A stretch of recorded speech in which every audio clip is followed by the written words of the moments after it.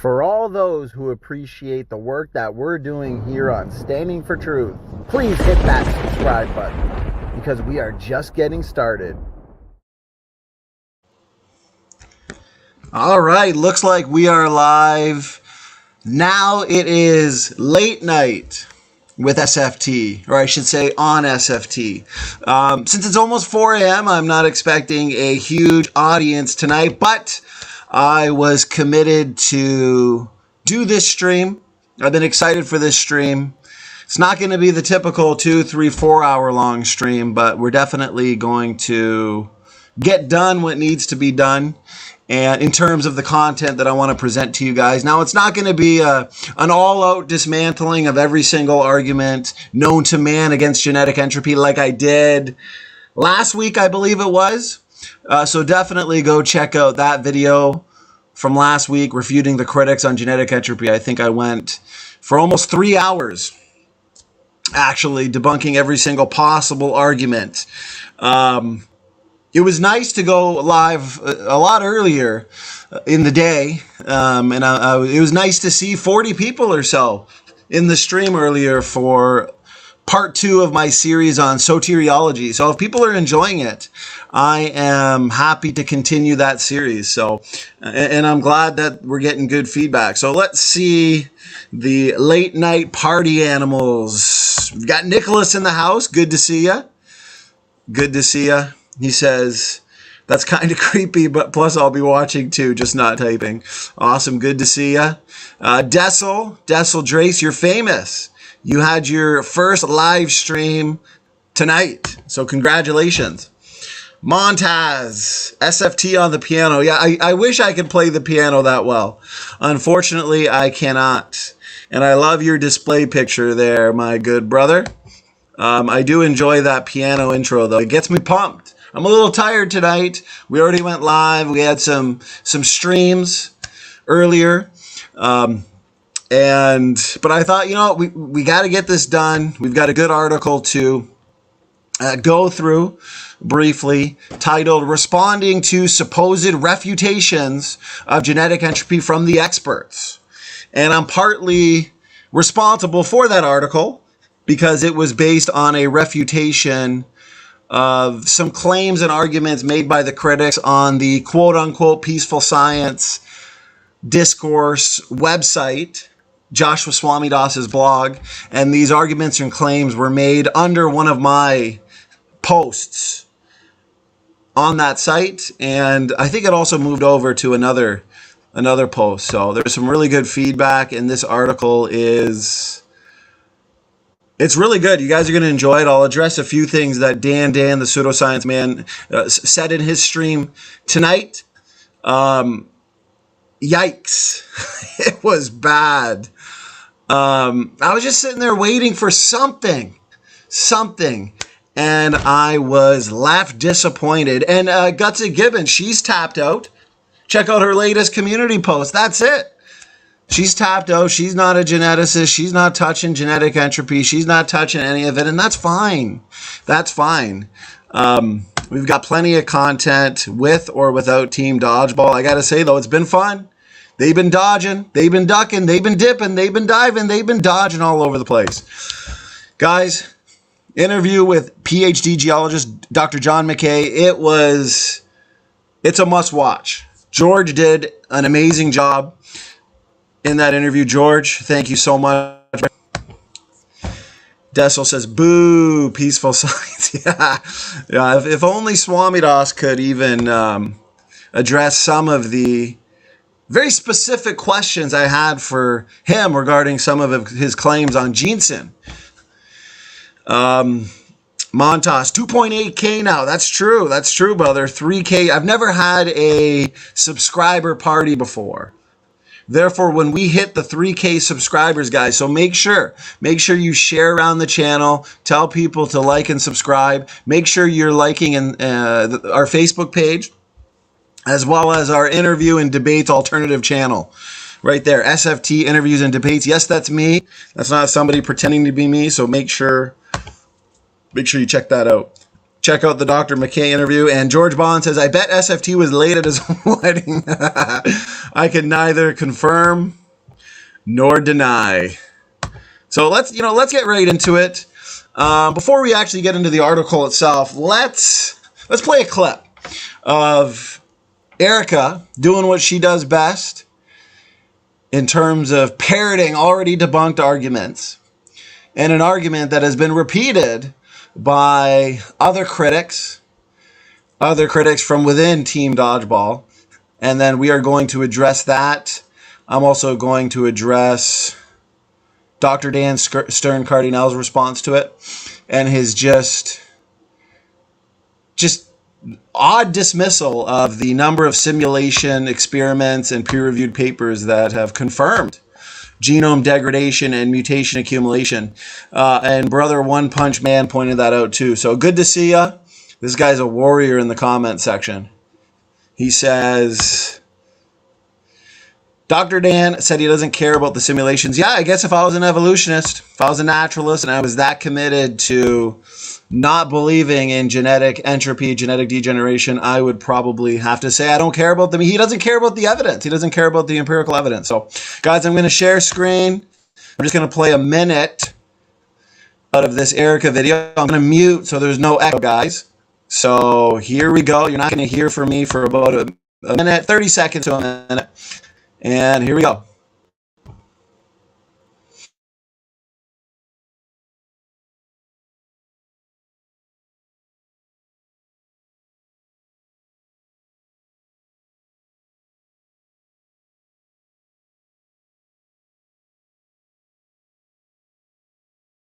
way, there's just not, he like gestures very strongly to this idea that this is a supported kind of concept in biology. It's just not, though. Again, I'm going to put some links in the description for some coverage on genetic entropy just in general, but it's not something that happens. Selection will act on an organism if it possesses traits that harm its fitness. There's not going to be, if it's neutral, it's not going to reduce the fitness. If it's bad, it's going to reduce the fitness, and selection will act. Those are the two options. And the third option, I suppose, would be it increases fitness, and then selection acts too, but in favor. Those are the only outcomes, though. You're not going to get something that is bad for you that selection is unable to see. There are no invisible genetic entropy gremlins lurking around in your genome. Man could not have evolved from an ape-like creature.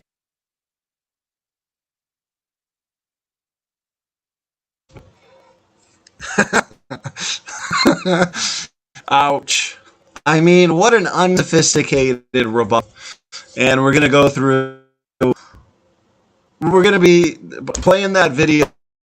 That's hilarious, where Gutsick Gibbons, so uninformed on this topic, admits it, but yet safely says that she can just wave it away.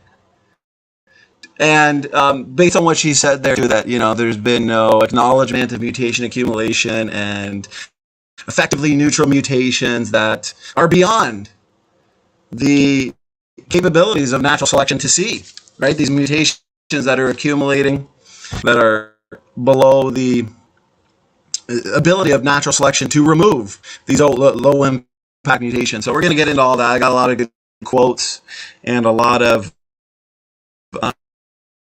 he gives us the timestamp. And okay, perfect. Actually, before we continue, tomorrow, Friday, we've got a good debate on the age of the Earth, but we are also going to be starting the series either tomorrow or on the weekend. But I'm going to be making sure that I show the PDF. So this one right here, Adam and Eve, the first couple, Independent Origins. Okay, the book that keeps the critics up at night. So I'll be having the PDF screen shared going through this series. We're going to be going through it page by page, sentence by sentence. Tonight, in case you guys want to look it up on the internet and follow along with me, responding to supposed refutations of genetic entropy from the experts. So that's what we're going to get into. I know people have been excited for that series, so we are going to... Yeah, brother, I'm excited for you to... Hey, I haven't taken it off since I got it 3 months ago. I'm just kidding. But I'm excited for yours to come in, my man. And we're going to start that series soon. So anyways, one thing I want to put to bed real quick is this whole fitness thing. Okay, because I'm still shocked that they can't seem to get it. And Erica mentioned it here too in this Library of Errors video. Okay, where genetic entropy doesn't matter because fitness is all about reproduction and creationists have to redefine fitness. I mean, it's not that hard to understand, guys, the difference between what? The difference between the reproductive fitness, okay, that they're talking about, that we understand, that's acknowledged. This isn't foreign to us. This is not foreign to Dr. John Sanford, who's studied this issue more than anybody, which is why Dr. Dan won't address the experimental simulations that have been documented, reviewed, published. Where's Dr. Dan's peer-reviewed published rebuttal or critique to the mutation accumulation problem? I doubt we'll ever see it.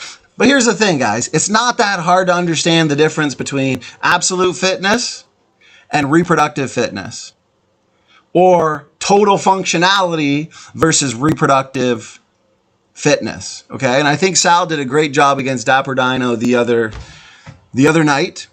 Okay, and I used the example in Sal's after show, the example of sickle cell anemia. But since even your best beneficial mutations are reductive, you can use any example. Everybody seems to be familiar with sickle cell anemia, which is due to the corruption of genetic information. It's due to, this advantage is due to what? Broken cell, broken protein, broken gene. It's literally the corruption of genetic functionality. Okay? This is not a good change overall. And I want to point out that even though this trait, it's damaging to people. It hurts people. Does anybody here in this chat, let me know, anybody here in this chat at 4 a.m., you party animals, I'm proud of you guys and girls. Would you want the sickle cell anemia trait? Would you want that mutation? Because I'll tell you, it may help you to survive. It'll help people to survive. But overall, it's not good for humanity. If everybody woke up tomorrow, or everybody had children and they all had the sickle cell trait, it's not a good thing. It's not a good thing at all. It's degrading. And it's functionally compromising to human beings and to humanity. But guess what? It just so turns out that it's beneficial to people who live in places where malaria is prevalent, where malaria persists. These people can actually live to adulthood. They can still pass on their genes. They can still have lots of kids, and their kids will pass on their genes, and their kids' kids will have kids. So yeah, there's been an increase in fitness, but not an increase in absolute fitness. And there hasn't been an increase in total functionality, that is for certain.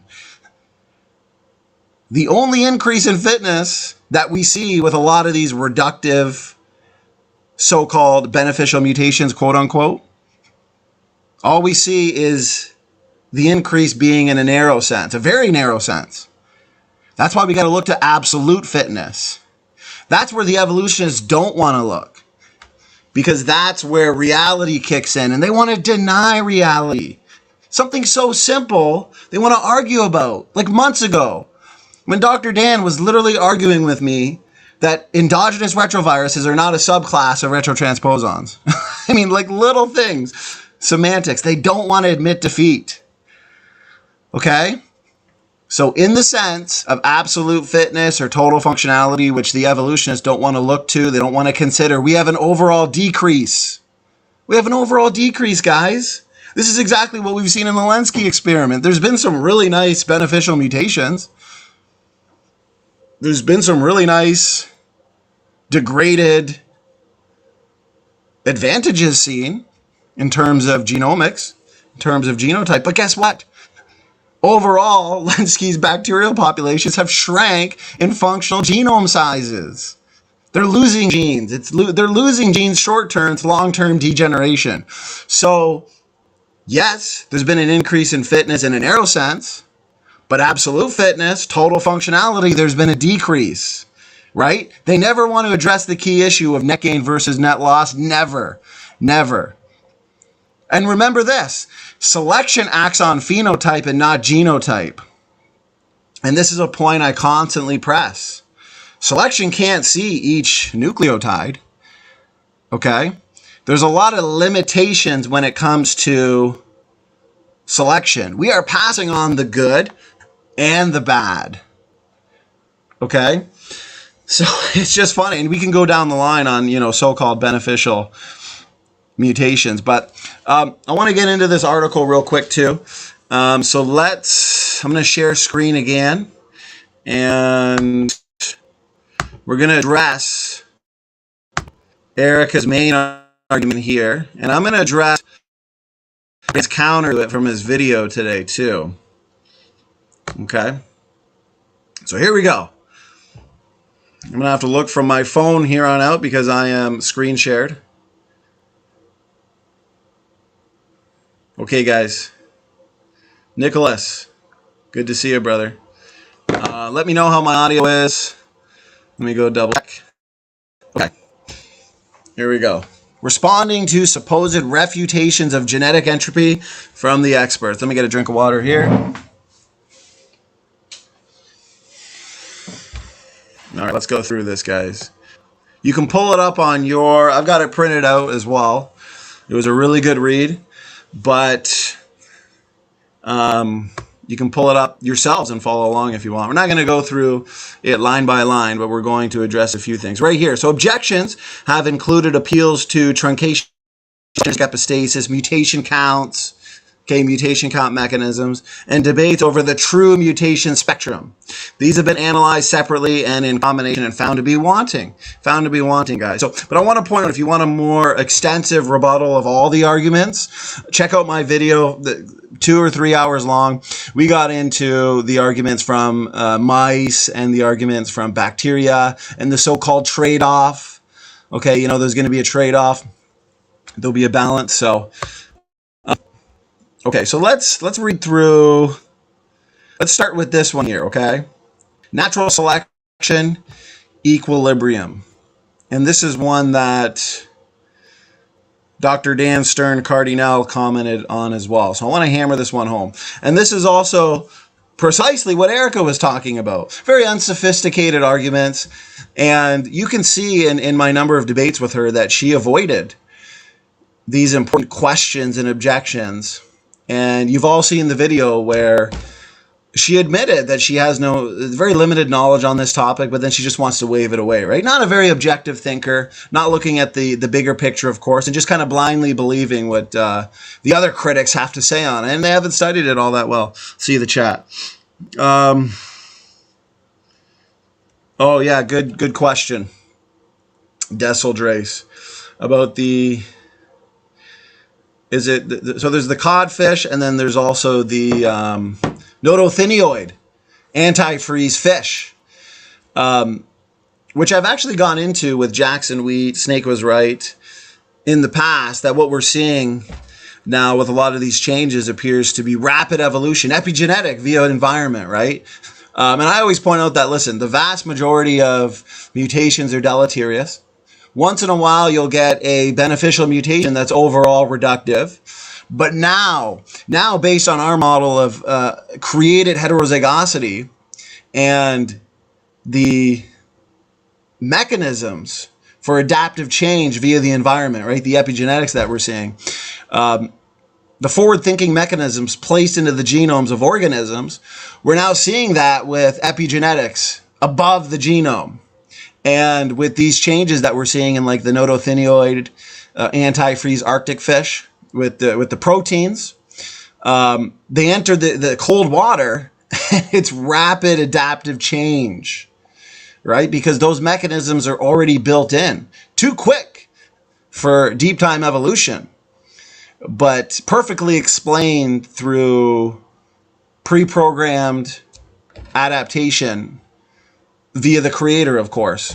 So I always say that, yeah, you'll get a rare beneficial mutation. Typically, they are reductive. Now, the vast majority of mutations are deleterious, most of them being unselectable, low impact.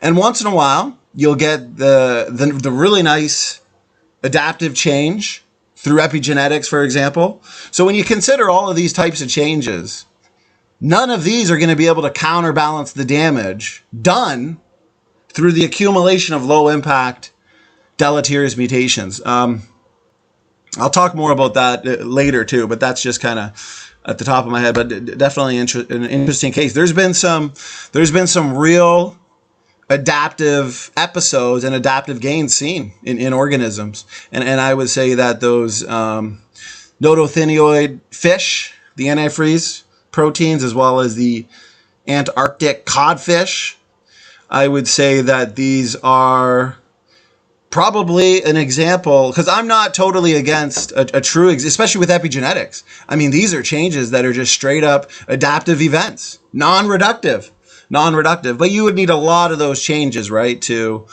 counterbalance the damage. So a good debate to watch too is my debate with Derek Barnes, where we discussed epigenetics and the evidence in the genomes of living organisms for forward thinking. Here's the thing: natural selection acts in the short term. Natural selection wants to be able to have the organism survive till tomorrow. sees the short term. Long term, when it comes to epigenetics and what seems to be these pre-programmed algorithms in the genomes of living organisms, what type of evolutionary mechanism builds that which requires forward thinking, right? Like a spare tire. So, yeah. Okay. So let's keep going. To bring it back to genetic entropy, I would just say, yeah, even a few real true gains when it comes to adaptation that aren't reductive, but still the majority of beneficials being reductive and the majority of mutations being deleterious, nearly neutral, there's not going to be a counterbalance there. So, okay, so let's see here. So this was essentially Erica's argument, okay? And natural selection will kick in after a certain amount of near neutral mutations have accumulated.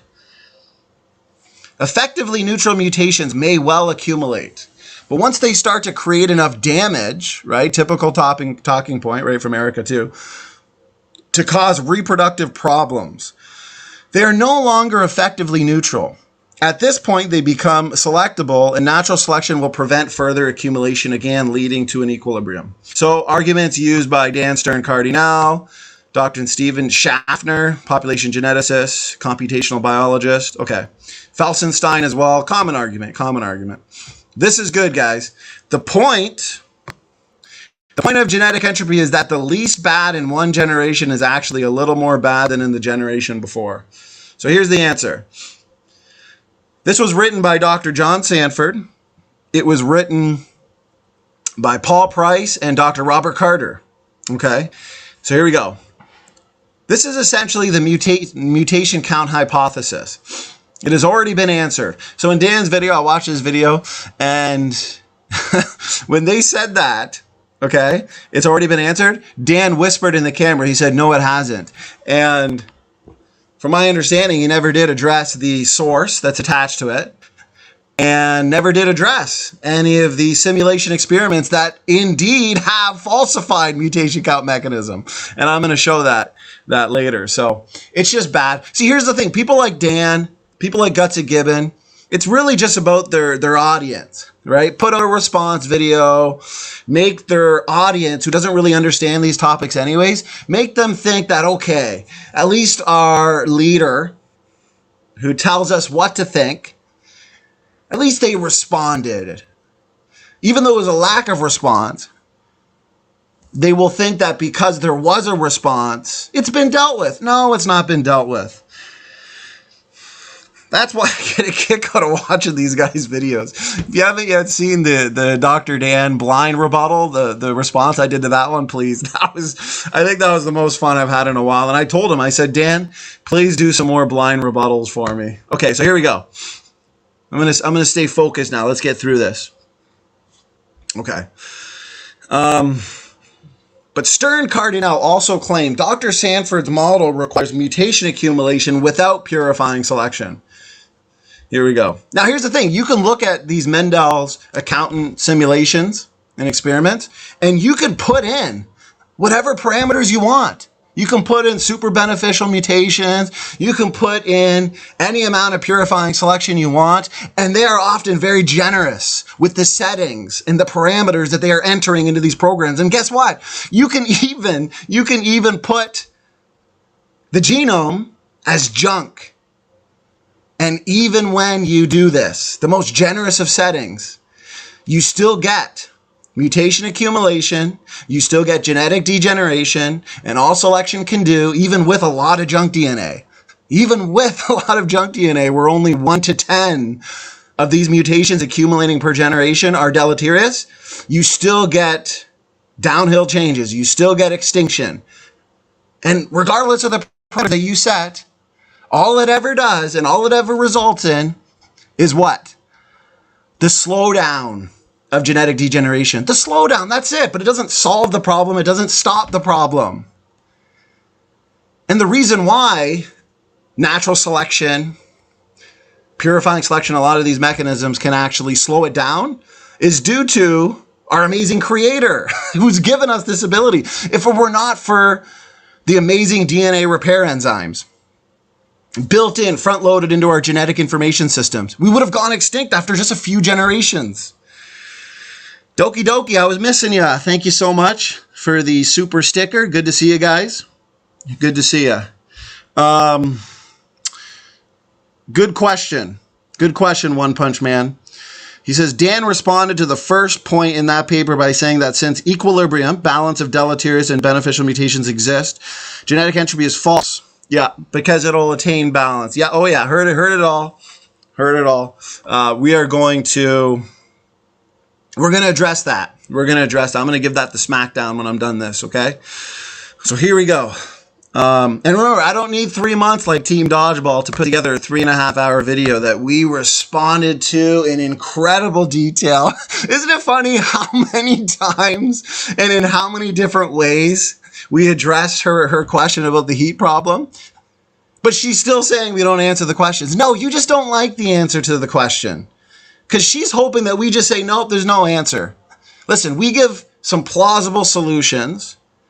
We've even given a very strong solution from the hydroplate theory and Z-pinch, okay, and the proton laboratories. But, you know, apparently we're not answering the questions. No, they just don't like the answers to the questions that we're providing. So here's the thing. Let's keep going. They've tapped out. Okay.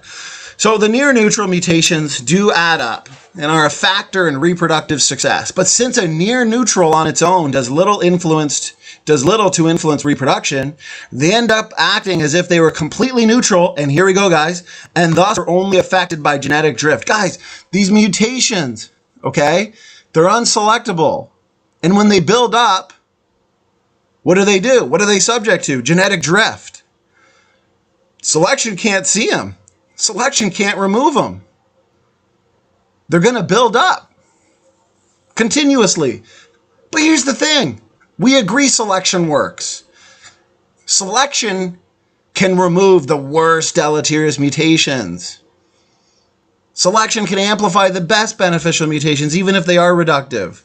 These nearly neutral mutations, though, no, they're affected by genetic drift, and they are essentially invisible, but still they're so subtle to fitness that they're still deleterious in the sense that they still have an effect on overall genotype.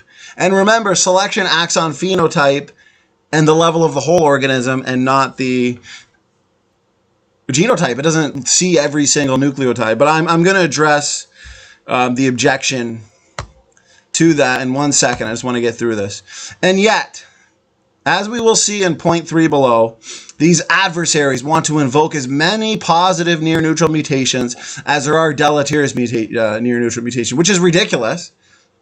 Which is absolutely ridiculous. Typographical errors in a text, errors in a computer code, spelling mistakes in a book that I'm writing.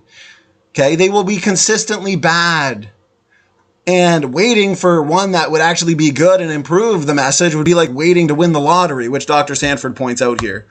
And Dan didn't address any of this in his video. And the one thing that he did say, what Brother One Punch Man said, we're going to address that too. But here's the thing.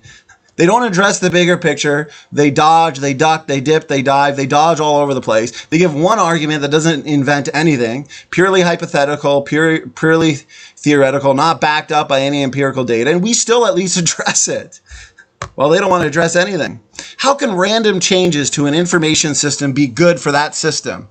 As often as they are bad, exactly. Random changes to a book.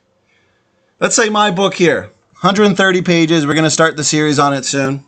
Random typographical errors and spelling errors will be more so and overwhelmingly bad as compared to random spelling errors that would be good. And yet they want to say that these spelling errors are likely to reach a point where the errors are in balance or equilibrium with ones that are good. It's ridiculous. Right here. How can random changes to an information system be good for that system as often as they are bad? No. Most often they will be bad. That's like saying spelling errors are as likely to improve this article as they are to detract from it. Exactly. Also, appeals to natural selection preserving the least bad genomes are missing the mark. They missed the mark. The point of genetic entropy is that the least bad in one generation is actually a little more bad than in the generation before. As slight mutations build up, the fitness of all organisms in the population should decline. Here we go. I'm gonna give a brief analogy. I want to make all this understandable to the audience too. Okay, it's like this. If I wanted to get better gas mileage for a short time, like in the Lenski experiment, these bacterial populations, they're losing genes short term for adaptive purposes. They want to survive. They want to survive. And they will do so by losing genes and throwing things away. For the time being, they're surviving, and there's a very narrow gain in fitness. But overall, it's genetic degeneration. It's functionally compromising. They're lazy. Throw them into another environment and they'll be dead on arrival.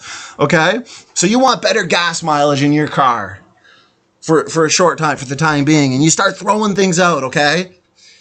Throw off the mirrors, remove the seats, throw off the steering wheel, take out your middle console, whatever. Just throw things off. Reduce weight on that car. You'll get better gas mileage. Sure, for the time being. But overall, you're removing things. You're destroying the car. Okay? So, in the sense of reproductive fitness, quote unquote, there's been an improvement for the time being, a very narrow improvement. But overall, what? You're throwing things out. You're removing weight just to improve the gas mileage for a time being. No, that's not how you built the car. And that's not how you're going to stop the eventual degeneration of the car. Guess what? You know how I always say natural selection removes the worst mutations? Can't see the low impact mutations, amplifies the best mutations. Okay, let's say you're driving your car and your engine jumps into the back seat suddenly. Whoa, watch out. There goes your car and possibly you. Not that that's funny, but that would be like these mutations that are so bad and so detrimental to the organism that natural selection sees it, removes it. No babies. Okay? Evolutionary dead. But guess what? Those rust spots that build up over time, essentially invisible. And no matter how many times you take your car in for an oil change, car repairs, okay, servicing, wherever you bought your car from, they're constantly calling you every 6 months for servicing. Let's say you're up on all of that. Doesn't matter, your car's not going to last forever. 10 years down the road, things are going to be broken down. Your car's not going to be working as well as it did coming off the line when you first bought it. How good does it feel when you first get a car, drive it around, runs so smooth, air conditioning's working, everything's perfect? No, over time, 10 years later, it breaks down no matter what, no matter how much servicing and no matter how much effort you put into preserving that car. No, the rust will build up. The car will degrade. Okay? So that's all selection's going to do. Fine-tuning process. Let me know how the audio is. Everything's good. Doki Doki, thank you so much. Game over. I appreciate that, Doki Doki. Good to see you here. We've had a busy day. Okay, so anyways, let's keep going. But here's the thing, guys. A lot of this is not even really that difficult to understand. That's why people like Dan, they need to obfuscate the issue by saying, show me the math. They want to go to the mathematics. The math has been done. It's been done, but they want to obfuscate the issue. Try and confuse 99% of the people, right? No, this is basic. Listen, mutations are accumulating. Most of them are deleterious. Okay? Mutations are accumulating far too fast for selection to be able to see them. It's plain, it's simple. But they want to say that these mutations that are destructive have taken a single-celled like ancestor into a whale over billions. I mean, guys, it's not science. It's not common sense. And, okay, so audio's good. And, okay, good. Yeah. Awesome. Okay, so let's keep going. So here's comments from Dr. Sanford. Okay. Let's go back. Respond to your critics. They have not carefully thought through what they are saying. But you notice how Erica didn't even try, though. She's going through a chapter of one of my books. Okay? And here's the thing. She's stuck in that book. okay, on human evolution, independent origins. We're way past that. Guys, the book that I showed you at the beginning of the stream, Independent Origins Refuting the Critics, she's using arguments that are refuted already. She's way behind, way behind. And then doesn't even try. The chapter she's refuting is mainly about genetic entropy. I feel good to wave it away. Yeah, George, sorry. Sorry, brother, I can't, unfortunately. Wish I could. That's why I got to get you in here. And, okay. Here we go. How's the video? For some reason from my phone it looks blurry, but it could just be me. Could just be me. Let me know, guys. Okay, so Dr. Sanford says, they have not carefully thought through what they are saying. The nature of near-neutral mutations is such that they are not only unselectable due to environmental noise, but they are also... Okay, Montaz says it's perfect. Must be my phone. I might have to refresh. It looks blurry from my phone. Maybe I need new glasses. All these streams. But hey, if you guys give me the A-okay, I'm good. I'm good. Hey, looks 4:30 in the morning. We got 15 people here, so video looks good. Text could be zoomed in more, but I can read it. Thanks, Nicholas. One day I got to get Nicholas, you in a private stream. Teach me how to do some of this stuff to improve these streams. Okay, so here we go. The nature of near-neutral mutations is such that they are not only unselectable due to environmental noise, but they are also unselectable because they are noise to each other. Thus, as the number of neutral mutations accumulate, selection gets worse, not better. If an individual carries just one near-neutral mutation, it might be very weakly selectable, but probably not, as environmental noise will override its tiny effect. So there will be little to no selection at all. I gotta say, Dan didn't address any of this. His video was lousy. I don't know. I don't know if it's just me, but like, it was bad. I'm sorry. If an individual carries just one near-neutral mutation, it might be very weakly selectable. I know I just read. Environmental noise will override its tiny effect, so there will be little to no selection at all. If each individual has 10,000 near-neutrals, selection has to try and select for or select against all 10,000 conflicting mutational fitness effects simultaneously. 10,000 independent mutational fitness effects, usually bad ones, vanishingly few good. Will not just be pulling in different directions with each other. Do you see why people like Dr. Sanford, he doesn't even take these critics good. He doesn't even take these critics serious. It's just like, it's child's play to him. You got these bloggers. Nobody wants to publish. Nobody wants real honest discussion. Here's the thing. You go look at that Peaceful Science blog. When you argue with these guys and ask one simple question, let's say on genetic entropy, you're going to get 10 different answers. And most of them don't even know what they're critiquing. And that's what I appreciate about Dessel Drayson here, is he takes the time to understand. He's an objective thinker, and we appreciate him. So let's see. 10,000 independent mutational fitness effects, usually bad ones, vanishingly few good. Haldane makes it clear that only a few mutations can be effectively selected for simultaneously. Apparently nobody's ever considered mutation accumulation and the problem associated with it, according to Erica. Trying to select for too many mutations, here it is. Here's the fatal blow. I'm going to get to it, One Punch Man. Trying to select for too many mutations at once totally overwhelms any type of selection. Selection interference. I talked about this in great detail in my last video. I don't remember Dan trying to address selection interference. Unsophisticated arguments, unsophisticated rebuttals.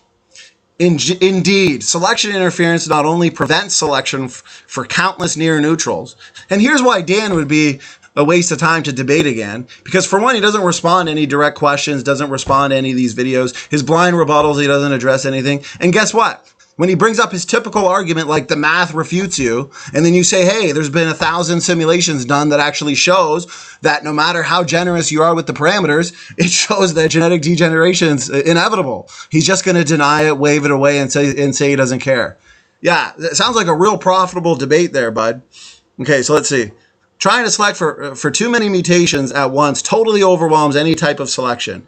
Indeed, selection interference not only prevents selection for countless near neutrals, it even interferes with selection for the more impactful mutations that are also accumulating. Okay, so let's address what. Let's see if I can find his comment. One Punch Man.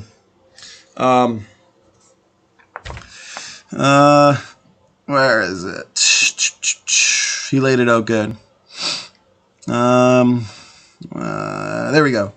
Dan responded to the first point in that paper by saying that since equilibrium exists, genetic entropy is false.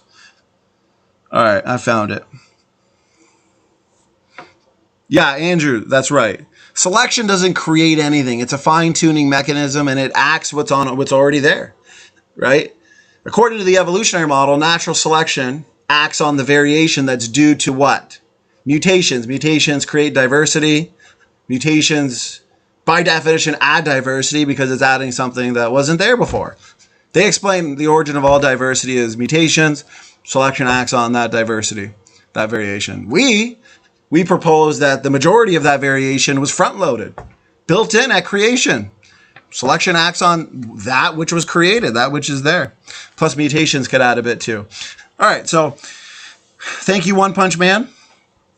Hopefully you're still in the chat, brother, but let's get to it. So that argument, okay, from Dan, and I'm sure the other critics are going to use it, and then if Erica ever did respond, which won't happen, she's tapped out, which is fine, she will just repeat. Nicholas says, front-loaded heterozygosity. Yes. Say that 10 times fast. See, I say it so many times just to drill it in, but it's not drilling into the evolutionists. Okay. So when we actually, guys, they never want to address the bigger picture. They never want to look at the bigger picture. And I'm going to do that right now. I'm going to look at it from a macroscopic level. Okay. We have 8 billion people on this planet. Fine, let's make this easy. Let us remove 50% of the population. But guys, let's make it even better for the evolutionists, for Dan. Let's make sure that the 50% being removed by natural selection are the most mutant. Remember, guys, every single human being on this planet is multiply mutant. We've all got mutations. We've all had mutations added to our genetics from the previous generations. This is basic. Now, the critics, and One Punch Man iterated it good here, they would say that humans exist at an equilibrium right now. Okay? A selection, mutation, balance. This is what Dan said in his video. This won't work, though. It won't work, Dan. Each generation has more mutations than the generation before it. And when we remove the 50% of the population that are the most mutant, what are we left with? Well, we are left with 50% of the population that are still more mutant and have accumulated more mutations than the generations before it. More mutations than their parents, more mutations than their great-grandparents, more mutations than their great-great-great-grandparents. Okay? Consistently more mutations as time goes on. So here's the thing. All of these arguments, including fitness variation, okay, equilibrium of beneficial mutations and negative mutations, these were the arguments Dan used, all fail to actually solve the mutation accumulation problem. Yes, we agree. We agree. It slows down the degeneration. Slows it down. Even if there is relative fitness between different individuals within the population, some individuals are better than others. It doesn't matter. It still comes down to the same problem and the same outcome. They can repeat this over and over again. There's been thousands of simulations that Dan wants to just wave away and say he doesn't care about. And this is why he doesn't care, guys. He's not addressing anything. He's saying things we already know. Dr. Sanford's been studying this for years. He knows this problem more than anybody. He studied it more than anybody. Okay? These things are known. That's how Dan is. Talks down to people and thinks that we don't know the basics. Think someone like Dr. John Sanford doesn't know these things, doesn't consider these things. They've all been considered. Okay? So it doesn't matter because it still comes down to this same problem. For one, the fact that the numbers have been done and the critics have not addressed the numbers, as One Punch Man just confirmed. There have been thousands of simulations confirming genetic entropy. You can set whatever parameter you want, and you're still not solving the mutation accumulation problem. I watched Dan's video. I did not see him address any of the simulation experiments, as One Punch Man pointed out. Doki Doki, thanks so much. Not fragmented bone chips in mud. No, thanks. Yeah. Low confidence, low quality science. Now, here's the thing. The critics, okay, it comes down to this. Erica, Dan. Actually, this is exactly what Dan said, almost word for word, okay, because I laughed when I heard it. Okay. The critics will say as long as there is selection, let's represent their argument correctly, you will reach what's called a selection mutation or a mutation selection balance. There can be selectable variation within relative fitness. Okay? Yes, there can be selectable variation within relative fitness. But guess what? Populations still only get worse naturally and continuously. Remove the worst. Remove them all. Remove the worst. You can't remove the 100% of the population, and that's extinction. Okay? Just remove 50% of the worst. Remove 60% of the worst, 70% of the worst. Now you're really getting close to extinction, aren't you? Now you're looking at a shrinking population. And the smaller the population, the worse it's going to be. Uh-oh, they're stuck between a rock and a hard place. Okay? So regardless, remove the worst. Keep it at 50% of the population. You're still left with populations of people worse off than the previous generation. David Neff says he's been preparing for months. David Neff's going hard against genetic entropy. I explained this to him in our last debate. I'm going to show you a clip as to how that turned out and how that worked out, okay? So, guys, I mean, this article's rock solid. And Dan addressed nothing. Nothing.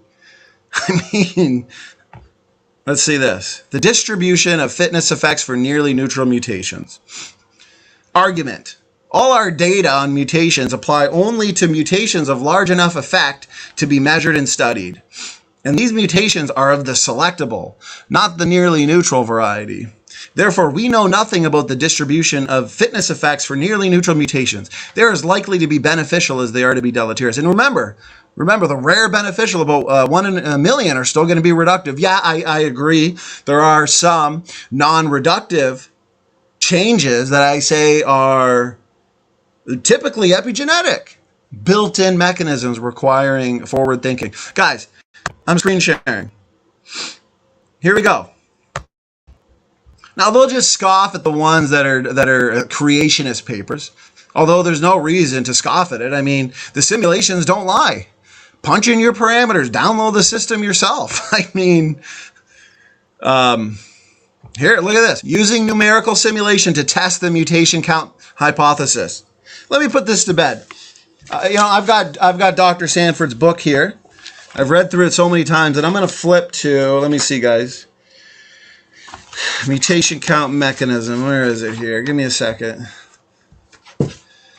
It's funny how Dan in his video says, oh, I've read it a ton of times, Then on the mutation count mechanism, he just waves it away. Here we go. Mutation count mechanism. I just pulled up the book. Dr. Crow, 1997. Let me know if you can hear me with the reading. Okay. Popularized an argument first developed by Muller. Crow acknowledged that in a population, when the rate of deleterious mutations approaches 1 per individual, such mutations must begin to accumulate and population fitness must decline.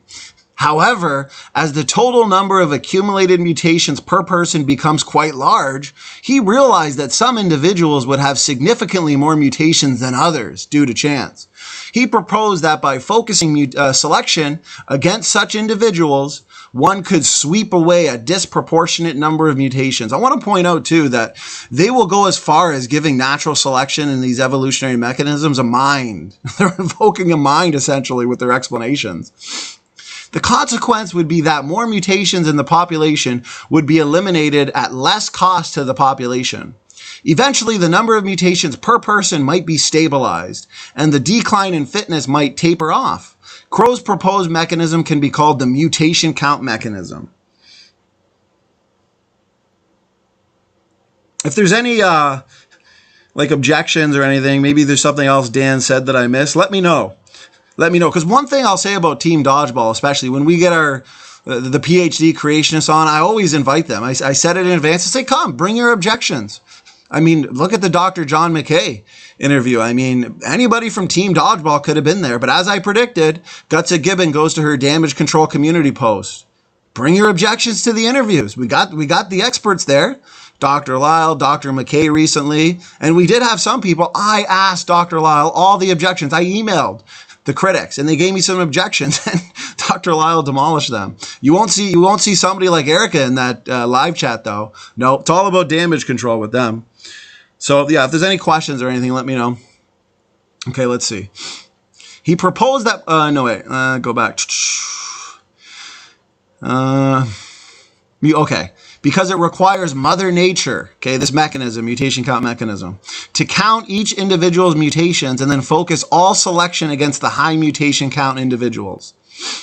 As mentioned earlier, we are all highly mutant. So selection must be between more mutant versus less mutant individuals. Remember, we're all mutant. This is what I was explaining earlier, okay? And selection acts on phenotype too. Not genome. See, they're trying to fix the problem. Okay? It's like trying to fix a problem with a computer by putting a hammer to it. You ain't going to fix it. Okay, here, let's see. There are two ways of deciding who is more mutant. The first of minor importance, it's amazing that Dan has never addressed any of this. I can't believe it. It's shocking. Well, it's not shocking because there's no answer. The question is, who has the most mutations? The second of primary importance is the question, who has the worst mutations? The model described by Crow only considers the former while ignoring the latter. The Crow model is an unrealistic mental construct. Dan, he's all about the mental constructs, isn't he? Which is why he has to just wave away and say he doesn't care about the actual empirical data, which was designed to obscure a major theoretical problem. Because each of us has a genome that represents a more or less random sampling of the human gene pool, we should each have roughly the same total number of accumulated mutations per person. The actual difference in total number of mutations between two people will be quite trivial, right? Take me and Brother Nicholas in the chat. The number of differences separating us are going to be very, very minor, only representing sampling variation. Minor variations from the population's average mutation count. This is on page 110, 112, and 110 to 112 of Dr. Sanford's book, by the way. We know this because these mutations have been accumulating and mixing within the gene pool for many generations. Such mutations have grown very abundant, and mutation count per person should be quite uniform. Notice how these critics haven't carefully considered any of this. Dr. Sanford pointed that out in this article many times when he looked at these criticisms. He just pointed, like, these don't, very unsophisticated approach to arguing against the data and the reality. It's denialism, guys. We're dealing with denialists here. Andrew, I like that. Yeah, Andrew says, wait, natural selection, thanks. Apparently. Okay, here we go. Thus, mutation count will be a very minor variable in terms of differences in fitness between individuals. The genetic differences in fitness we see between human beings are not due to an individual's number of mutations. Rather, substantial differences in fitness are due to the specific effects of relatively few high-impact genetic differences. Just one major mutation can overshadow the effects of thousands of near-neutral mutations. One person may have several thousand fewer mutations than another. Yet just one specific mutation can still make that person much less fit. Therefore, the idea of counting the total number of mutations per individual and then selecting away high count individuals is not a reasonable or an honest mechanism to get rid of mutations. This concept appears to have been invented as a mathematical trick to attempt to rationalize how to get rid of more mutations using less selection cost. Although this process may be operating to a very limited extent in nature, it is very clearly not what is generally happening. The mutation count mechanism has now been rigorously, let me repeat that, rigorously falsified by means of numerical simulation experiments, with a paper cited. Oh, but no, Dan doesn't care about that. Dan doesn't care about those. Dan, Damage Control. Dodgeball Dan, I mean, he's owning that name, that title. He loves it. He's proud of it. He loves dodging the arguments and pretending like he's addressed them. He hasn't addressed anything. And I'm gonna go on record and say this response here that Dr. Carter, Dr. Sanford, and Paul Price put out, it's done. It's the fatal blow to the critics. They got nothing, okay? Carter, Sanford, and Price don't even need to respond. It's over. At this point, it's just denialism from the critics. They're denying reality. They don't want to tap out. There's a deeper reason, a sin issue, a sin reason. That's what it is. That's why they don't want to accept reality. So it's been rigorously falsified, but Dan doesn't care. Well, that's why Dan's a waste of time to debate. Given any parameter settings. Okay, guys, here it is. This is what I was saying earlier. You know, I'm not making this stuff up, guys. Okay, so listen to this. I'm laughing at the comments. You guys are funny, even at 5 a.m. Nicholas, I'm digging it. I'm digging it, brother. Okay, look at this. Given any parameter settings. Notice it's never good enough for the critics, right? Even when you're generous to them. Give them whatever they want. Whatever argument they want to throw at you, fine. Add it in. Set it. Let's see the outcome. Given any parameter settings which are even remotely realistic biologically, I can imagine Dan going into one of these simulations and just putting in the most biologically unrealistic, just setting it in a way where he can just finally get the answer he wants. And even then he probably won't. But when you're Dan, you can just wave it away, I guess. Mutation count per individual increases linearly over time. I feel bad for him, you know. It started off sad. Now it's laughable. Laughable and sad at the same time.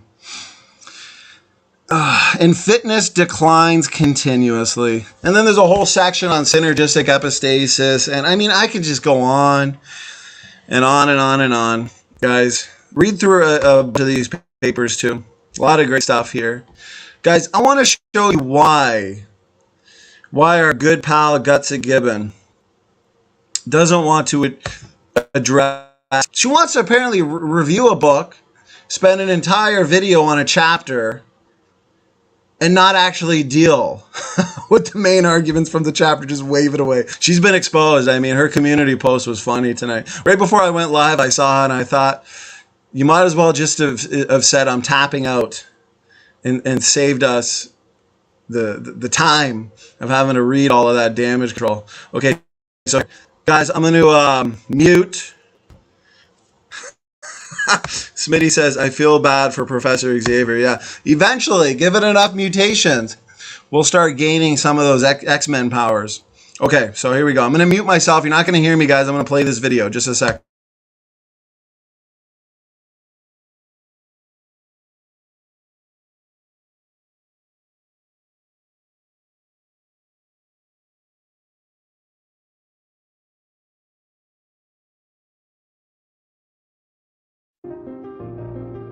For all those who appreciate the work that we're doing here on Standing for Truth, please hit that subscribe button because we are just getting started. Genetic entropy is something that he mentions a lot in this book.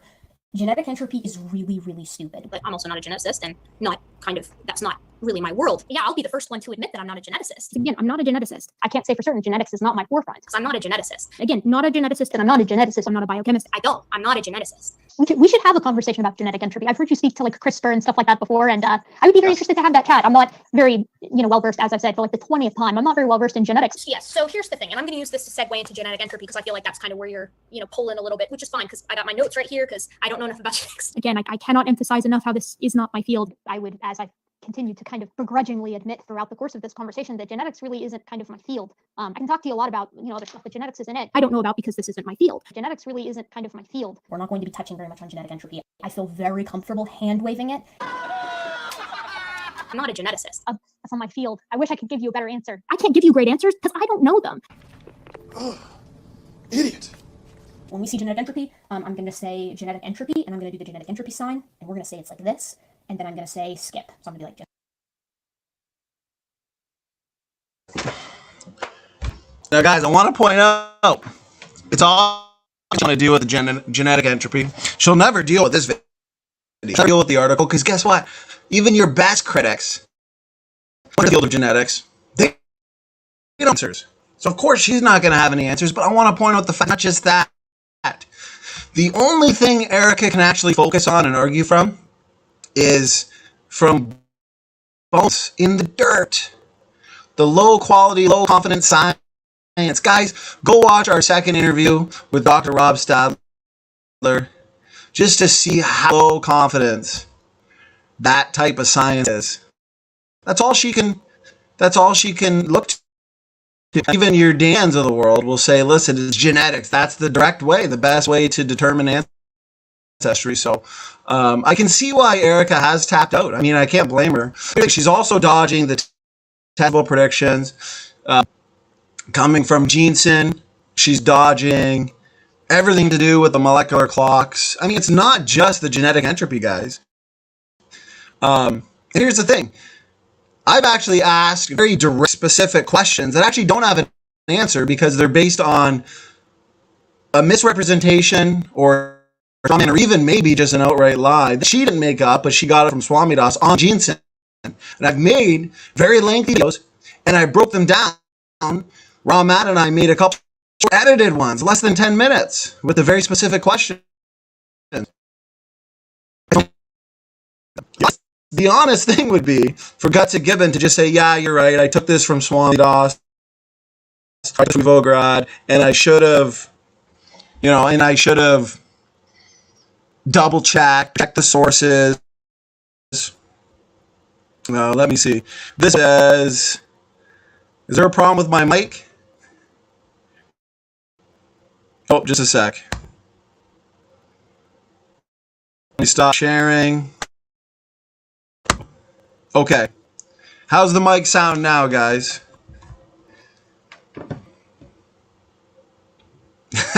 Yeah. Dessel Dre says, Mike experiencing genetic entropy. It might have been because I had the audio shared. Is it a little better now? Just a second.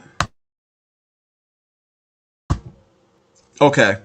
I've noticed, I think when I go to talk, I better take the share screen audio off. So, okay, here we go.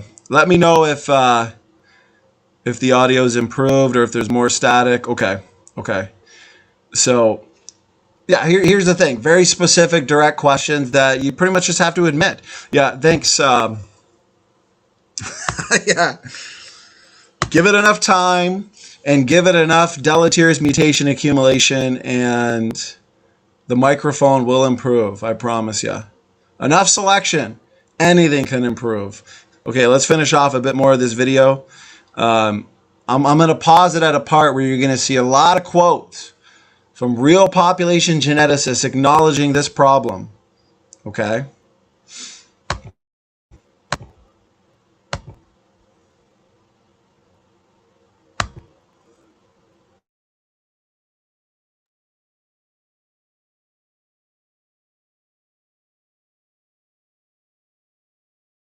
genetic entropy, skip.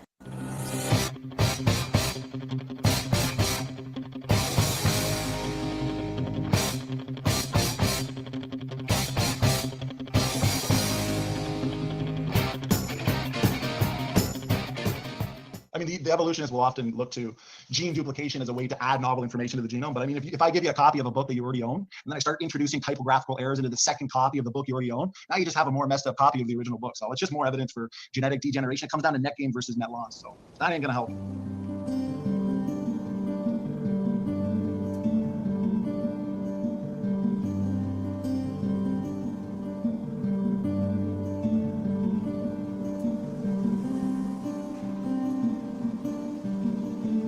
Gotcha. Quick add on that though. What about natural selection? Right. Natural selection, though, the problem is it can't act upon those near neutral mutations that are unselectable. Those are the ones that build up. Sure, it's going to amplify the best beneficials and get rid of the worst detrimentals. It's the near neutral mutations that accumulate and degenerate our information system. So that'll have to be the problem you'll have to address, Erica.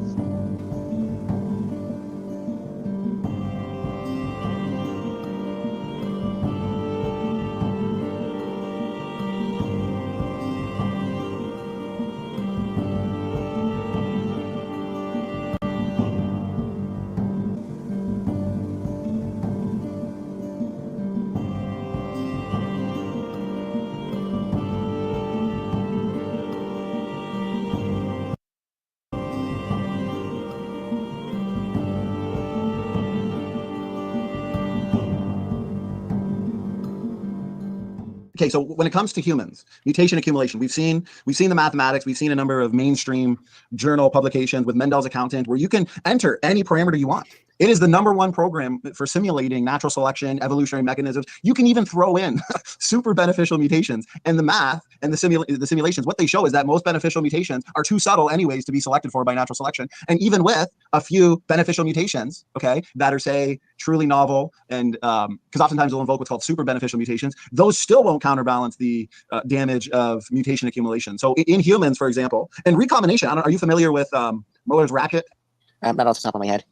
Because when it comes to recombination, okay, let's say we're looking at recombination in humans. Well, recombination, David, it primarily works between genes rather than between nucleotides. So what that means is that within any gene sequence, let's say any local gene sequence, okay, there's mostly no recombination. Those blocks of DNA are essentially immune to recombination. So here's where Muller's ratchet, here's where it's a problem. That means that the good mutations, okay, if the good mutations and the bad mutations that are accumulating cannot really be separated, and the bad mutations are deleterious, as we know, and they outnumber the good mutation, that means any stretch of DNA is going to degenerate. So recombination isn't even going to help remove deleterious mutations. I mean, in your own words, how can recombination ever help remove these mutations that are accumulating that need to be filtered out, David?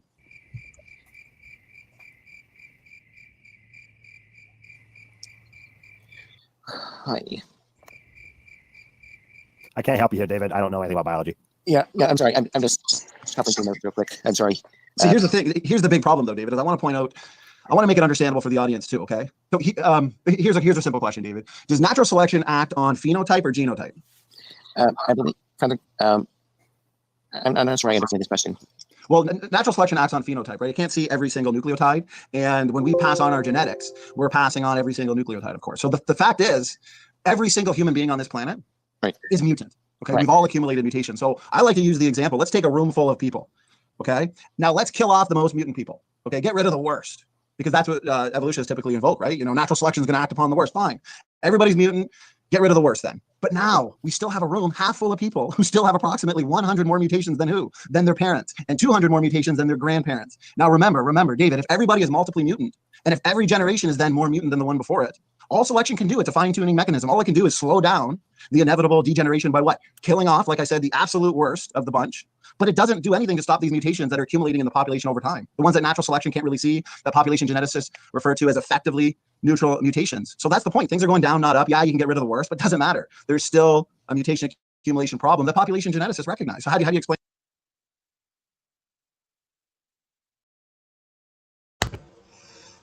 Okay, let me know if there's going to be static again.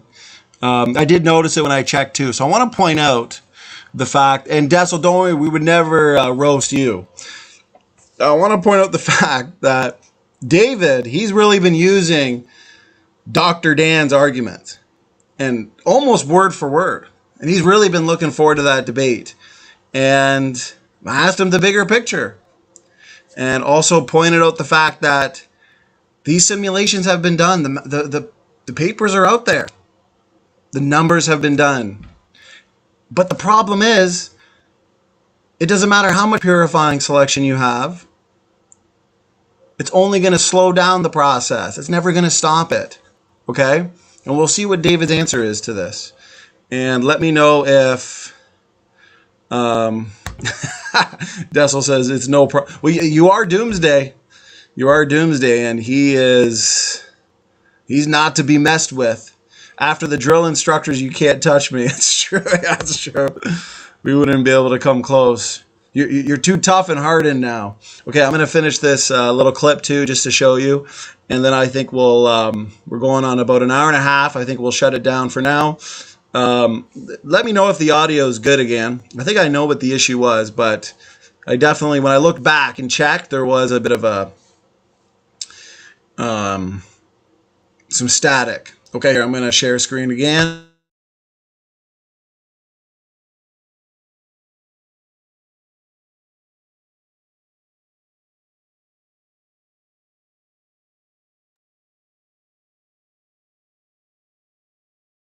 Explain that, David.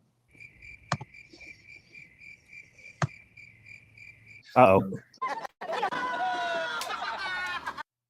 So I wanted to point one thing out too, John. This is what Guts a Gibbon, okay, will not.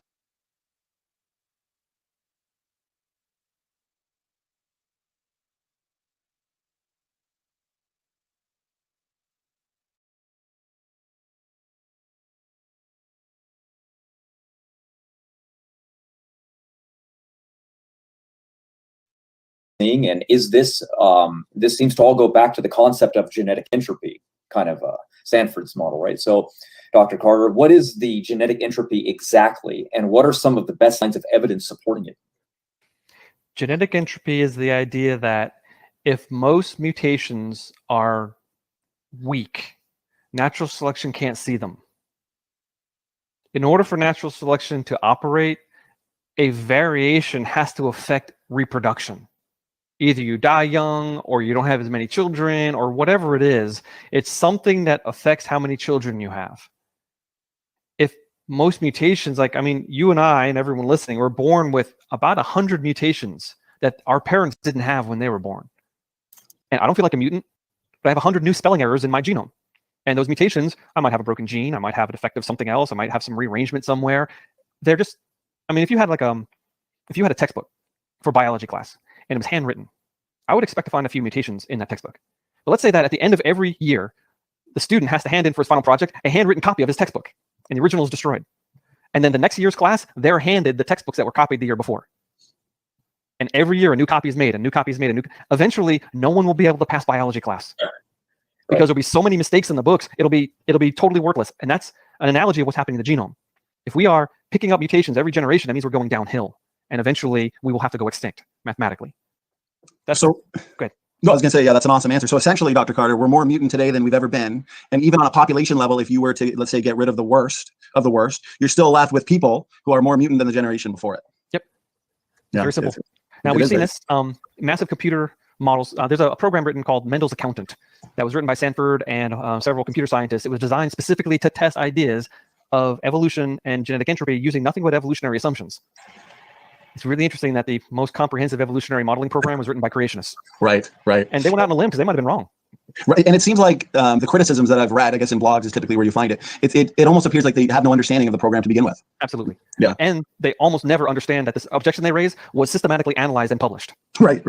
So truncation selection, synergistic epistasis, all these things they might throw at, these big words they try to throw at you. Wait. Oh, that was...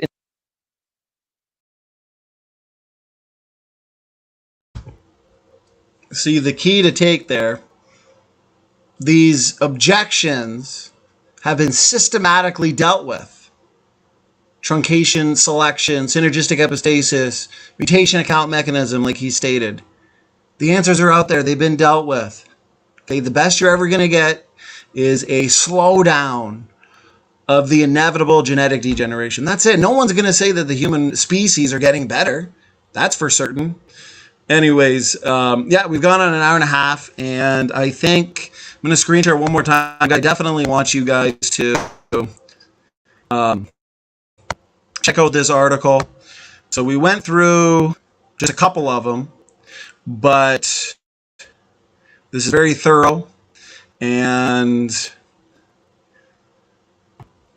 concluding remarks. In reviewing the many attempted rebuttals from these various evolutionist experts, a few general observations can be noted. First, it often takes a lot of doing to get any straight or direct answers as to why they reject genetic entropy. It's true. Ask 10 different critics and you'll get 10 different answers. Second, we rarely see any evidence that these detractors have actually read Dr. Sanford's book, which Dan says he has many times, and I'm sure he has. I don't think he's lying on that one. But he's not addressing that which is in the book that directly answers or rebuts his objections. So here's key. Or any of the papers that have come via Mendel's accountant. And isn't it funny how in Dan's video today, his response video, he just said he doesn't care. Doesn't care. And we already demolished his argument about equilibrium and the selection mutation balance. It's been dealt with. Third, it is clear they oppose any challenge to Darwinism in principle. They take it as their primary axiom and consider it unassailable. Finally, it is impossible to miss the fact that even among the experts, there is no consensus as to why genetic entropy is supposed to be wrong. If you ask 10 experts why they reject it, you'll likely get 10 different answers, often that contradict one another. Let's see, any good rebuttals here? No, nothing good yet. Okay, guys, that. And I hope the audio improved. I don't see any complaints. So I think it was dealt with. That's right, Doki. That interview, I'm telling you, that interview was one of my favorites. So much good information from that interview. The critics have been answered. Ian Juby, yeah, Dessel, we're going to be looking to get him on. We're going to be having Bob Enyard on soon. Professor McQueen's back with us this Saturday. And this Friday, we've got a debate on the age of the Earth, too. So let's see. Any final words from the chat? Awesome. It's been a fun day. Been a fun day, guys. We got our second episode to this soteriology series. So check that out. And we managed to get through this genetic entropy. Very important stream. For an all-out takedown of all the best arguments against genetic entropy. For one, you'll see that in my Refuting Critics book, but go to the playlist. Doki shared it. Doki, you're such a blessing and a major help. I noticed someone was asking about genetic entropy and you posted the playlist. So to anybody, you want to see, you want an answer to any of the objections, problems, arguments, go check that playlist. And I did a really thorough video just a week ago on this issue. So, and I think I think we're going to be setting up a debate within the next week too. So, Doki says, science is fun, no hand waving today. Well, Erica feels more than comfortable and confident enough to hand wave it. So, and we've seen why. All right, guys, it's been fun. Tune in for a good weekend, another good weekend of videos. And thank you. Doki. Awesome. Good night, Dessel. That hour and a half flew by, I got to say. I might have to do a part 2 on this, actually, to go through some more of the sections in that article. But a lot of good questions from the audience, some rabbit trails as usual, but I think it was all worthwhile. Okay, guys, Sam True's going to get some sleep. You guys get a good sleep as well. Those on their way to work soon, don't work too hard. And God bless. Standing for Truth is out.